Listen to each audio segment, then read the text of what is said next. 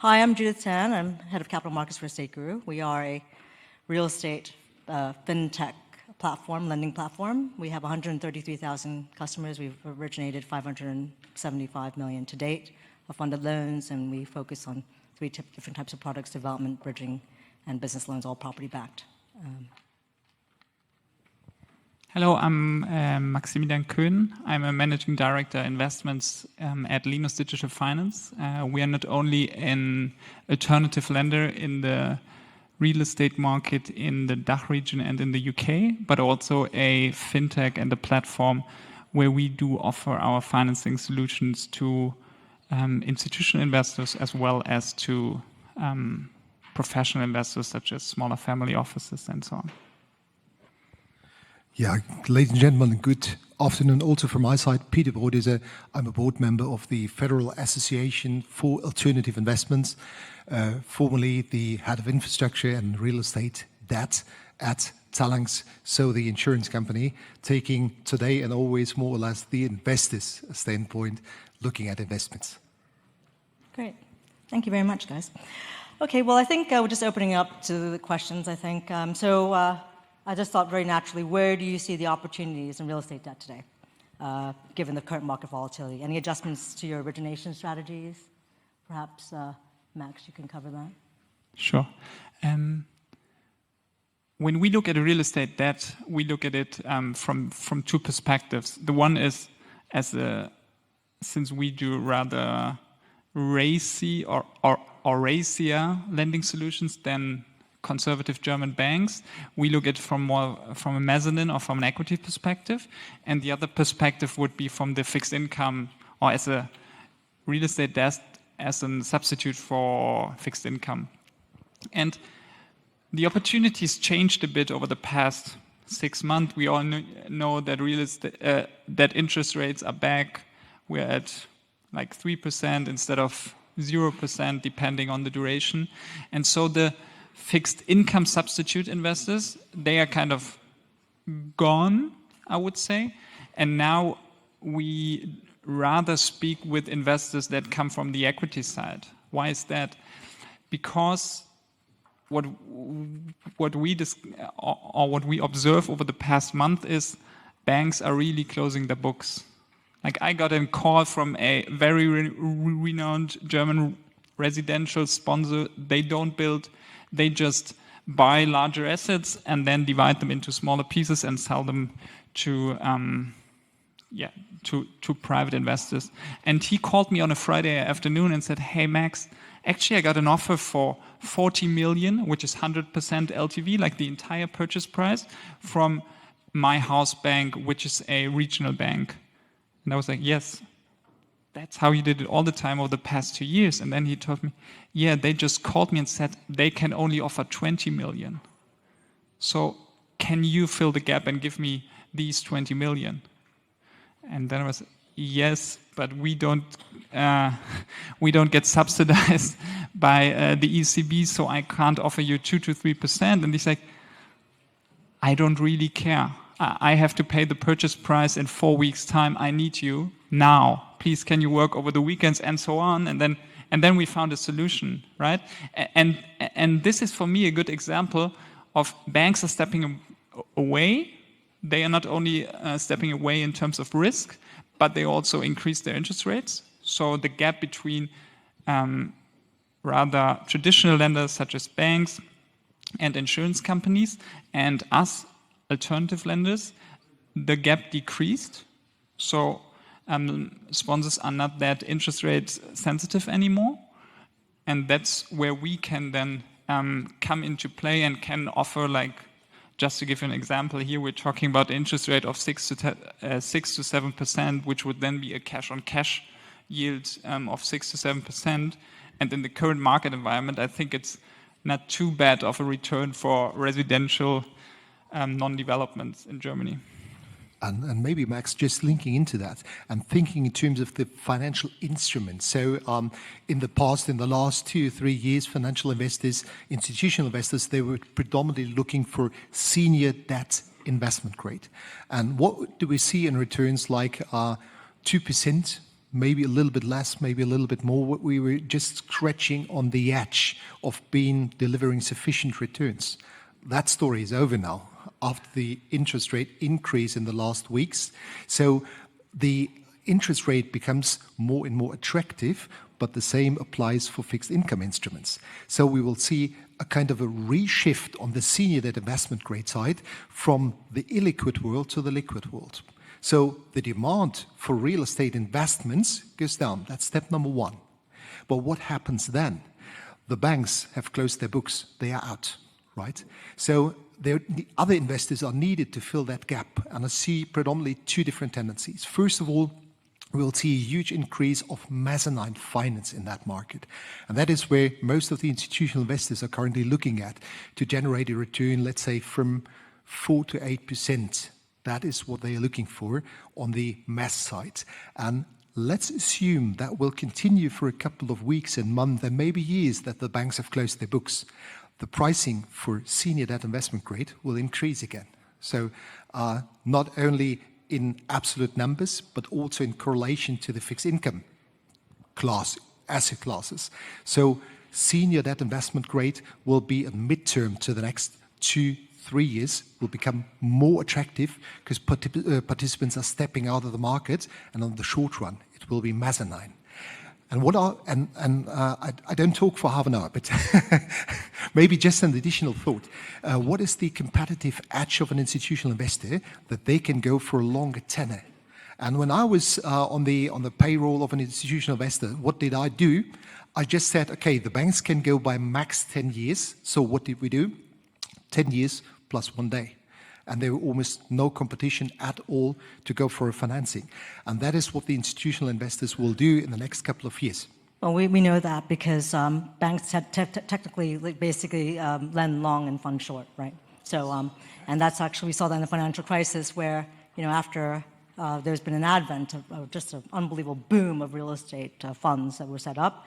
And we might see something like that happening in today's world as well, with the volatility, where people can take advantage of the opportunities. Also with senior funders as well, there's overlap, so we frequently get referrals from senior banks saying that, can you help my client?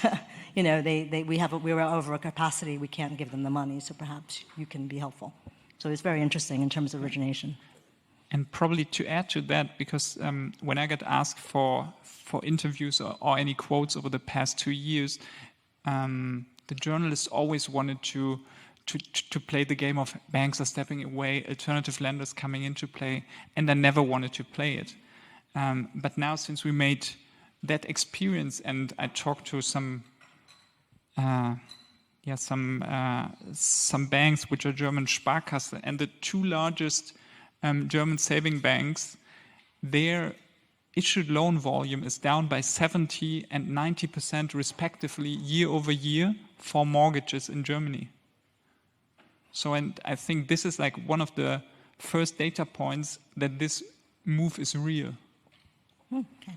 Well, that tidies up that one. I think, taking that into account, what do you think the barriers to entry are into becoming a real estate debt platform if you wanted to do so yourself? So how do you see that? Perhaps you could take that. Yeah, I mean, the barriers to enter that illiquid market for institutional investors, it's significantly and huge barriers that are in the way. Because all the institutional investors, they are over centuries almost fixed income investors by DNA. And as we all know, it's a completely different story just buying a fixed income bond by pushing a button, sitting in front of your computer, or investing in real assets. It's a completely different story. It requires a certain management, perception. It requires special staff members, etc. So a complete new setup in terms of strategy, process, organizational setup, etc. And the institutional investors, they are not set up to cover that. They did quite good over the last years, but my personal opinion is the most critical questions the institutional investors are facing now is the make or buy decision, because the barriers to entry and to stay in the business are quite significant and huge. And that is one of the questions. Most of the institutional investors, they discuss it by headcount being allocated to that asset class. Normally, I'm always saying if you have 2 full-time equivalents or less, don't get started. Don't get started because you won't be able to do that business. If you have, let's say, 2 to 3, maybe 4 guys, you can go for managed account, for example. But direct investments, really investing on the equity side or on the debt side in real estate, it requires at least 5 to 6 full-time equivalents to cover that. And I mean, I don't know whether you, Max, whether you share that view, but handling those assets, it doesn't matter whether it's debt, mezzanine or equity, it's quite cumbersome and painful if you're not used to it, right? Yeah, and I think even that changed over the past 6 months, I would say, when the market kind of turned a bit, right? Because over the past 10 years, you really didn't need any resources to kind of do the portfolio management of your assets and of your loans. Absolutely. Because you gave out the money and it came back in time, including interest, and the asset could be as bad as you could imagine, but the market was going up and up. And now, even us, we discovered that, hey, you really need proper asset management, proper portfolio management, proper monitoring, and that's what our institutional clients are asking for. So I think the demand to really manage the portfolio, and I mean, let's bear in mind, we are always talking about high single-digit, low double-digit returns. And over the past 10 years, all of us in the room thought they just fly by and then you grab them and then you have them, right?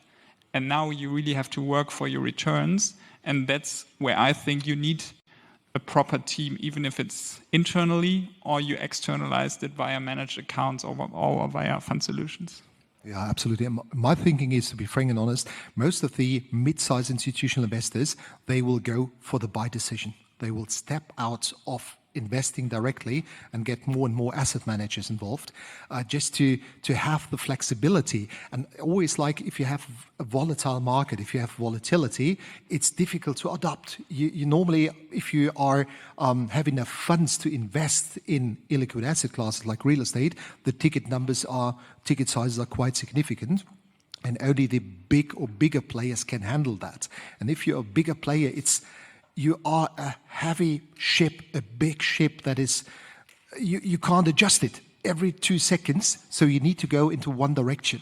And to gain that flexibility to adapt to the market, one of the most reasonable decisions is just to outsource the whole story, and you're done. And you can focus on fixed income and the business you're used to do.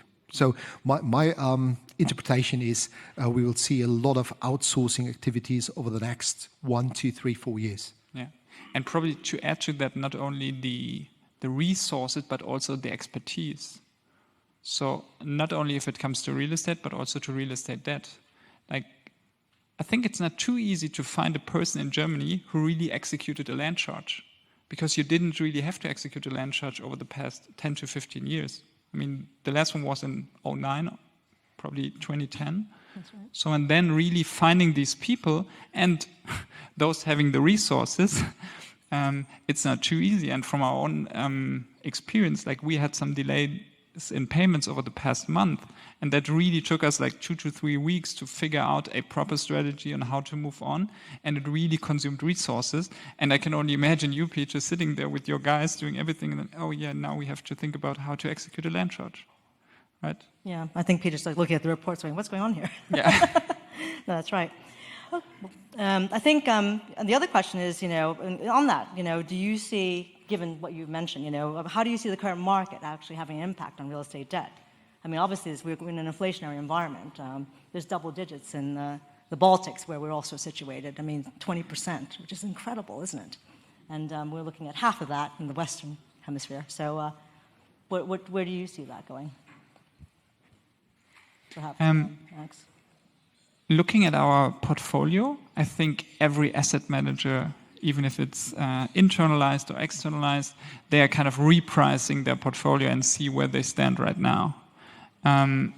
Because the good and the bad thing about real estate debt is the tenor, the duration is way shorter than on your, let's say, equity or direct investment real estate portfolio, where you can just sit and wait for interest to go down again. You put like a longer term financing on it, because But here we do like the normal duration of our loans is like 12 to 36 months. So you come really quickly to the point where you have like the repricing of your underlying assets. So I think there the current market developments have like massive impacts on it. So I do talk to debt funds on a daily basis, and many of them are just sitting there and managing their portfolio they built over the past 36 months. And then on the other hand, if you talk about new originated deals, like banks are stepping it away, then everybody's asking the question, am I willing to close the gap, to take the additional risk, even if it's mezzanine or whole loans? And even there, when you do the underwriting, who in this room knows the new pricing of, let's say, an existing office building in an okayish location in a top 7 city, right? There weren't too many deals over the past 6 weeks yet, and yes, it was like 4% cap rate 6 months ago, but where is it now? So that really impacts the underwriting and the origination of our business as well. Yeah, and I mean, like inflation is another thing that accelerates mezzanine transactions. Because at the end of the day, if you go for a senior debt investment grade, the overall return is definitely smaller than for mezzanine, and it gives you less flexibility to compensate for a higher inflation. So the relatively attractiveness of mezzanine increases significantly. So that's one tendency I see in all of the illiquid asset classes, that we'll have a shift from predominantly senior debt investment grade to more mezzanine finance transactions. That's really one of the major triggers. Absolutely. And probably one more data point from how does the current market environment and inflation changed how we approach that. So we sat there in our management team, like I think it was like February or March, discussing whether we kind of introduced floating interest rates on our mezzanine loans. And then I asked a question, do we really want to price a loan on Euribor plus 1,000 basis points? Then everybody was like, nobody will eat that. Everybody wants like, if it's 10%, it should really be like a fixed interest rate of 10%.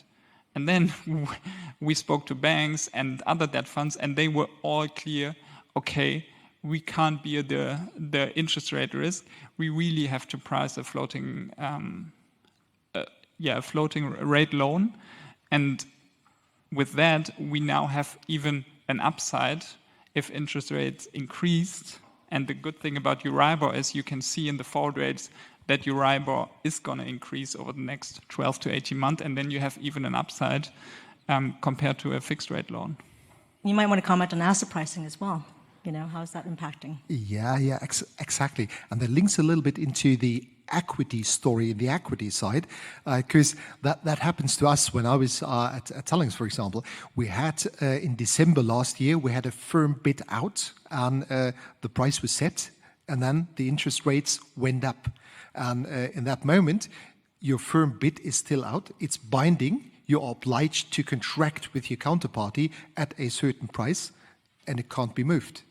And on the debt side, normally you're pricing, let's say, a margin over Euribor, it might be over the mid-swap, etc. So the whole story moves immediately in the second the market moves. And the different story on the equity side. So that was one of the critical issues we had to deal with. And that is always, if, let's say, the markets are volatile and it doesn't matter in which direction it goes, it's always the pain in the neck. That's true. I think from our side, even on construction loans, you know, you have to, everything's repriced, right? So you have to reprice for inflation, you have to reprice for costs, and leverage as well. Leverage multiples would probably come down, and interest rates will go up. So it's very interesting just to watch that dynamic now. And I think there's, you know, I think in terms of where it's heading, you know, so where are we going with this? So where do you think because obviously, you know, there's lots of change, dynamic change happening at the moment with the volatility and interest rates, you know, where does one see real estate debt market and alternative funds evolving over the next 3 years? It's a long forecast where everybody's kind of dealing with everything that's in front of them. But where do you see the horizon? Where do you see it going? Perhaps you know, somebody can comment about that. I think the plain vanilla answer would be, yeah, alternative debt funds are gaining importance because banks are stepping away and so on. But when you take a look, where does the capital come from that alternative debt funds use to invest? That comes from institutional investors. And the move we see from the institutional investors over the past month is they're saying, hey, Maxi, we're kind of stepping away a bit from real estate, going more into fixed income because the, let's say, 4% return on the senior first-rank land charge loan you gave me, LTV 60%, last year, I do get on a way more liquid, probably a bit longer duration, and not too high not too bad in credit on a normal fixed income bond again, right? So since interest rates are back, and the other point is, and probably Peter, you can elaborate on that as well, is many institutional investors, they are heavily overweight in real estate and real estate debt. So they are using the current market window right now to kind of balance their portfolio again towards fixed income. And that's why I do not see real estate debt providers gaining too much of market share. I think there is a great relevance when it comes to mezzanine and to whole loans, but I do see it rather flattish over the next 3 years. Yeah, so my view is we have different layers I would like to bring into play here. One is, let's say, the financing itself. And we will definitely have on the senior debt investment grade side, more or less a flat curve. It will continue as it is more or less now. On the mezzanine side, yes, a strong and significant increase. On the equity side as well, that's what I see, let's say, on the asset management side and allocation of the different financial instruments. And who is going to make that play? That was a question you brought up.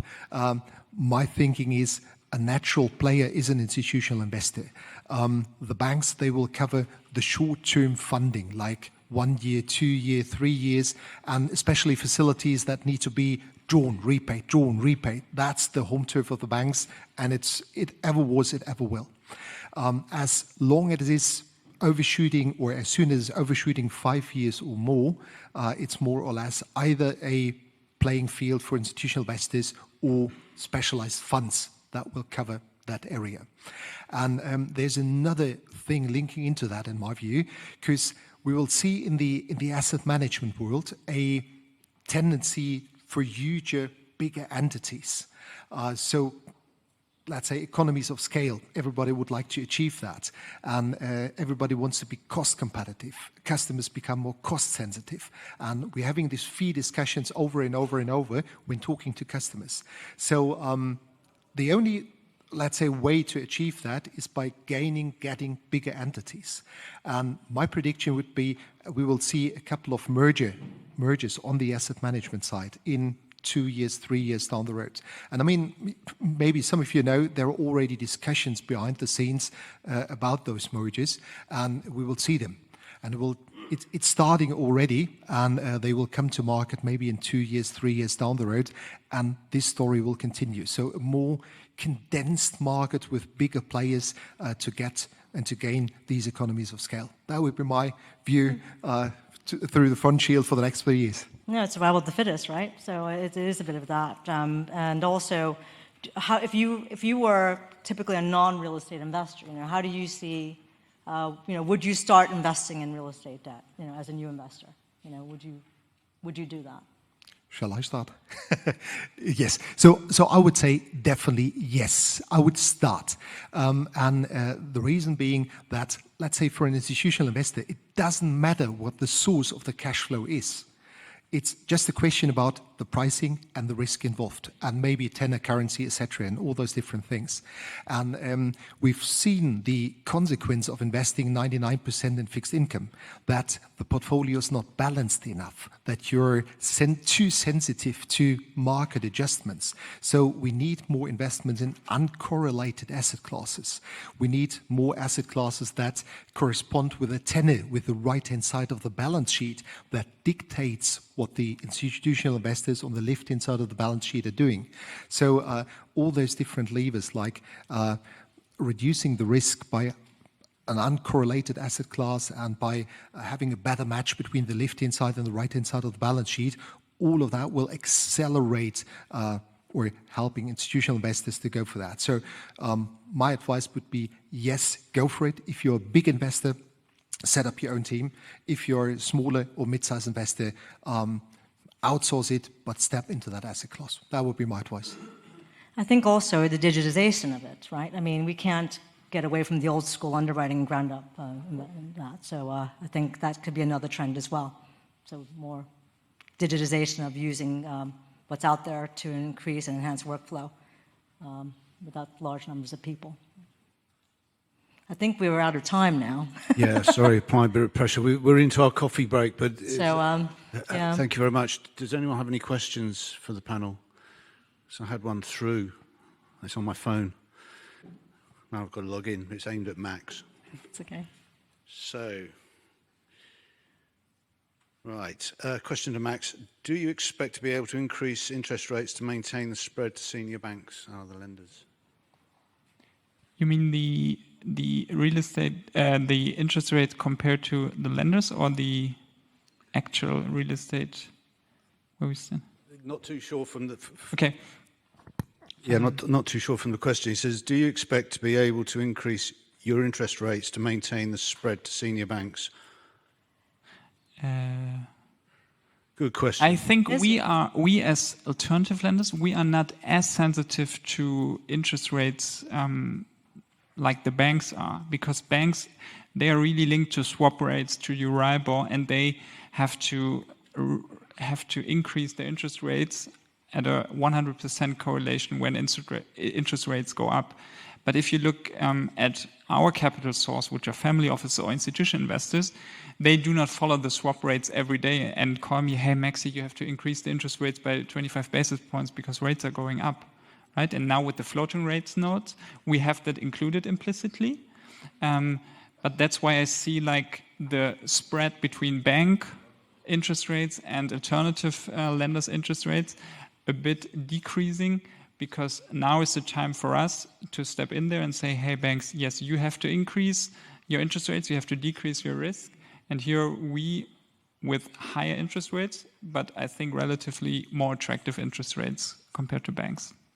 Yeah, and I mean, we will see, just linking into that, we will see two different worlds, right? So the normal funding tenor of the banks is 3 to 4 years on average. Yeah. So that means if you lend on the left-hand side of the balance sheet 3 to 4 years, you have a tenor transformation of 0, which is good. And for all transactions that are longer, 5, 6 years, or maybe 10 years plus, that will be the home turf of the banks, of the institutionals. And will they be able to achieve a higher interest rate than yet? That for sure, because of the longer tenor, and everything, let's say, below 3 to 4 years, that will be more or less the home turf of the banks. That's my personal opinion.